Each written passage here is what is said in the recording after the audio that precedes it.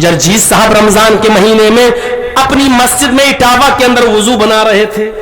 रमजान का महीना था, जोहर की नमाज का वक्त था, जुमेरात का दिन था। मैं वुजू बना रहा हूं और एक आदमी हमारे पास मस्जिद ही में नल की टोटी पर वो भी वुजू बना रहा है, बगल में था।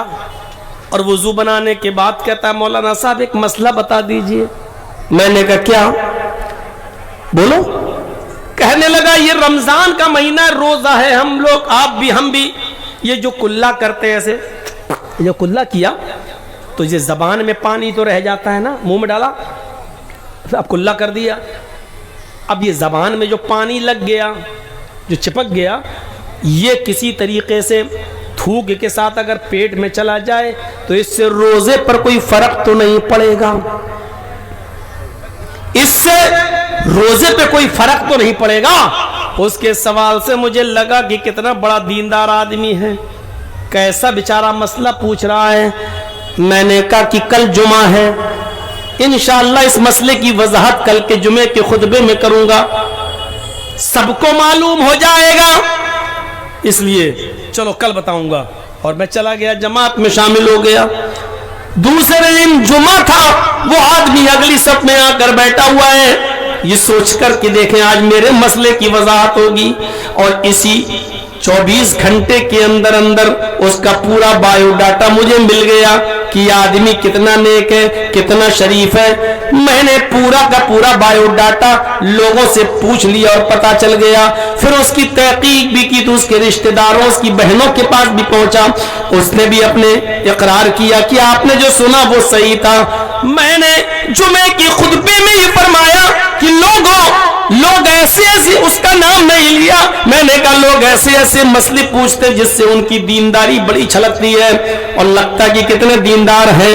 लोग मसला पूछते हैं कि अगर कुल्ला करते वक्त जबान में जो पानी चिपक जाता है वो थूक के जरिए अगर पेट में चला जाए तो रोजे पे फर्क तो नहीं पड़ता है। ये मसला वो लोग पूछते हैं जिन्होंने अपनी बहनों का हक मार के खाया है, जिन्होंने अपनी बेटियों का हक मार के खाया है। ये वो पूछते हैं जिनकी 2 बीवियां हैं और जिन्होंने एक बीवी को सारा टाइम दिया और दूसरी के घर में झांक कर भी नहीं देखते हैं, जो अपनी बीवियों का हक मार के खाए हुए हैं।